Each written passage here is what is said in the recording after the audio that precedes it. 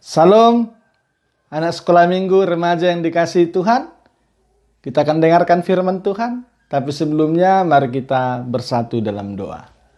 Kita berdoa. Bapa, terima kasih berkat-Mu bagi kami. Kami bersyukur untuk hari ini kami boleh kembali beribadah. Bersyukur untuk puji-pujian dan doa yang sudah kami naikkan. Biarlah Tuhan dipermuliakan dan itu menjadi sukacita, kekuatan yang baru bagi kami. Kami mau mendengarkan firman Tuhan, Roh Kudus pimpin kami, arahkan hati pikiran kami untuk mengerti firman-Mu dengan benar. Dalam nama Yesus, amin.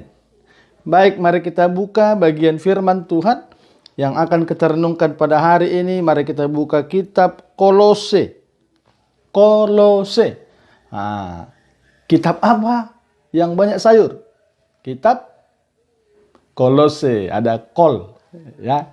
Kitab Kolose pasal yang kedua, perjanjian baru, ya. Kitab Kolose pasal yang kedua, kita baca ayat 6 dan ayat 7, hanya 2 ayat. Kolose 2 ayat 6 dan 7 saya akan bacakan, semua ikut dalam hati. Kepenuhan hidup dalam Kristus. Kamu telah menerima Kristus Yesus, Tuhan kita. Karena itu hendaklah hidupmu tetap di dalam Dia. Hendaklah kamu berakar di dalam Dia dan dibangun di atas Dia. Hendaklah kamu bertambah teguh dalam iman yang telah diajarkan kepadamu.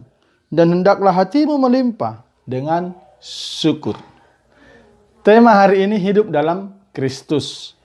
Ya, kita akan merenungkan bagaimana hidup dalam Kristus. Beberapa minggu lalu kita sudah merayakan Paskah. Lalu kita merenungkan bagaimana Yesus bangkit. Yesus yang bangkit itu dia menampakkan diri kepada murid-murid. Yesus yang bangkit membuktikan bahwa dia Tuhan yang hidup. Dia tidak Tuhan yang mati. Nah, karena itu hari ini kita mau belajar bersama seperti apa kata Paulus kepada orang Kolose. Kamu telah menerima Yesus Kristus. Pada saat Paskah yang lalu, pada saat perayaan-perayaan yang ada, kita sering merenungkan siapa Yesus. Tapi menerima Yesus lebih dari sekedar merenungkan Dia pada saat perayaan-perayaan. Apa arti menerima Yesus Kristus? Mungkin ada orang bilang, ya aku kan sudah Kristen. Papa mama aku Kristen. Opungku Kristen. Betul. Tapi menerima Yesus Kristus bukan tentang agamamu Kristen. Banyak orang Kristen, tapi belum menerima Kristus. Karena apa? Karena dia masih mengatur dirinya sendiri. Ya. Karena dia tidak mau dipimpin oleh Yesus. Contoh, anak sekolah minggu remaja yang tidak mau dipimpin oleh Yesus. Malas berdoa, rajin main game. Iya kan? Main game bisa berjam-jam tahan. Berdoa, nggak mau. Banyak anak sekolah minggu remaja main game itu sampai larut malam. Tapi tiba hari Minggu, diajak sekolah Minggu, diajak ke gereja, nggak mau. Bukan hanya sekolah Minggu remaja, pemuda, orang tua juga banyak seperti itu. Karena itu, Paulus mengingatkan jemaat Kolose, menerima Yesus Kristus sebagai Tuhan itu artinya, Yesus Kristus yang bangkit itu, yang hidup itu, harus menguasai hidup kita. Sebagai Tuhan, Tuhan artinya penguasa tunggal, penguasa mutlak. Hanya Dia yang berkuasa. Karena itu menerima Yesus berarti membuka hati dan membiarkan hidup kita sungguh-sungguh hanya dipimpin oleh Yesus. Bukan dipimpin kemauanmu, bukan dipimpin pikiranmu, tapi dipimpin penuh oleh Yesus Kristus. Artinya apa? Apa yang saya pikirkan, apa yang saya mau kerjakan harus selaras, harus sesuai dengan kehendak Tuhan Yesus. Lalu selanjutnya Paulus berbicara tentang hendaklah kamu hidup tetap di dalam Dia. Hendaklah hidupmu tetap di dalam Dia. Ini berbicara hidup yang terus-menerus bertumbuh di dalam Yesus. Nah, coba lihat jari ini. Saya mau sampaikan lewat jari kelingking. Jari yang paling kecil, betul. Jari yang paling kecil ini jari siap pudan ini. Jari kelingking yang kecil ini menunjukkan tubuh kita yang kecil perlu bertumbuh. Supaya tubuh kita bertumbuh sehat, kekar, tinggi, tegap, harus makan yang bergizi. Minum yang cukup, olahraga yang cukup, istirahatnya cukup, gizinya lengkap. 4 sehat, 5 sempurna, 6 kenyang. Iya kan? Bukannya 4 sehat 5 sempurna. Nah, hari ini orang yang mau bertumbuh dalam Kristus juga perlu gizi yang cukup. Yaitu apa? Firman Tuhan, doa, dan tiap-tiap hari hendaklah hidupmu sejajar, selaras, dan mau dipimpin oleh Yesus.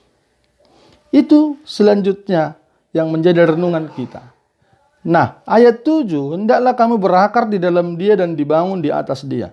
Hendaklah kamu bertambah teguh dalam iman yang telah diajarkan kepadamu, dan hendaklah hatimu melimpah dengan syukur.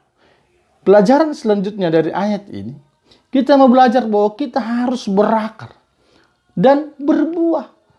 Pernah lihat tumbuhan? Semua ada akar. Akar itu akan masuk terus ke dalam tanah, tidak kelihatan. Tapi semakin besar, semakin kuat.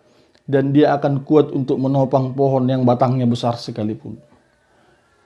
Akar ini bisa menembus lapisan-lapisan tanah untuk mengambil gizi bagi tumbuhan. Akar. Demikian juga kita harus semakin hari, semakin terus dekat dengan Yesus. Untuk kita bisa semakin bertumbuh dalam Yesus. Karena itu harus semakin giat di dalam Yesus.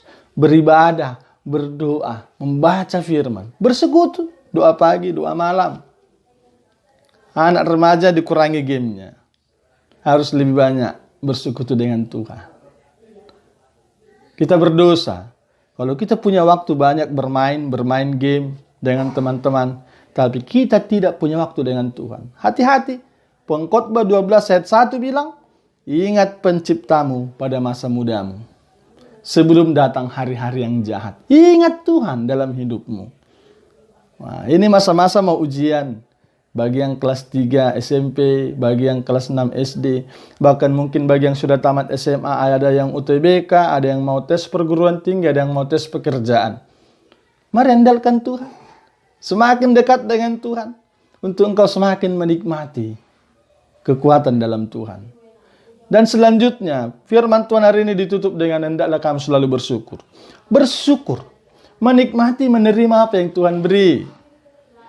Coba anak sekolah minggu hitung apa yang sudah Tuhan beri bagimu. Sejak engkau lahir. Sejak dalam kandungan.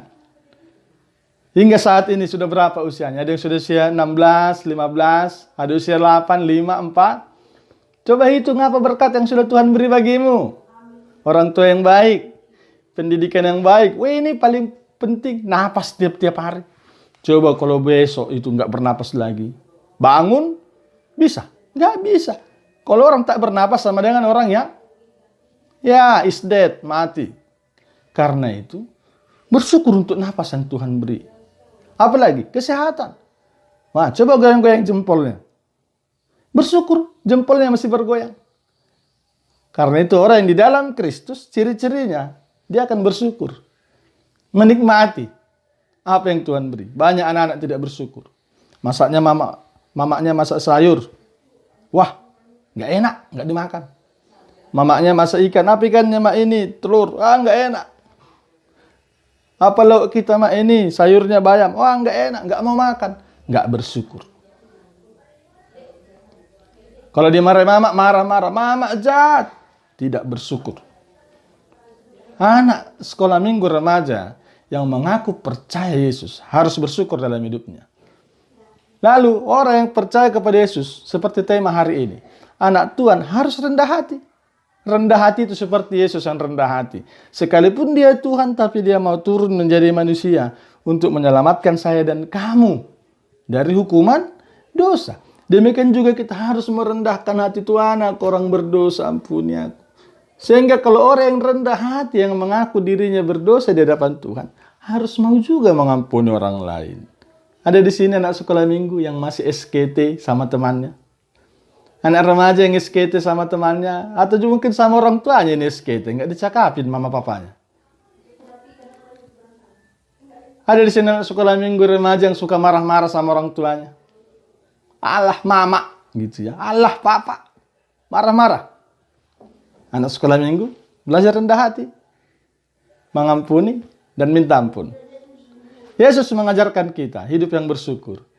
Yesus yang mengajarkan kita hidup rendah hati.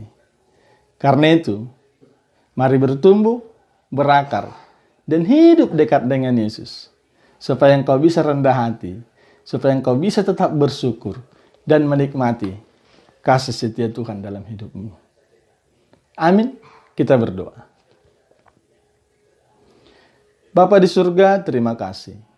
Kami bersyukur untuk cinta kasih Tuhan. Kami bersyukur untuk penyertaan-Mu. Bersyukur untuk firman-Mu yang mengajar kami senantiasa bersyukur dan bersyukur. Mengajar kami rendah hati. Tapi lebih lagi Tuhan, ajar kami untuk terus bertumbuh dalam Kristus, berakar dan berbuah. Dibangun di dalam Engkau untuk menjadi anak-anak yang lebih lagi mengasihi Tuhan.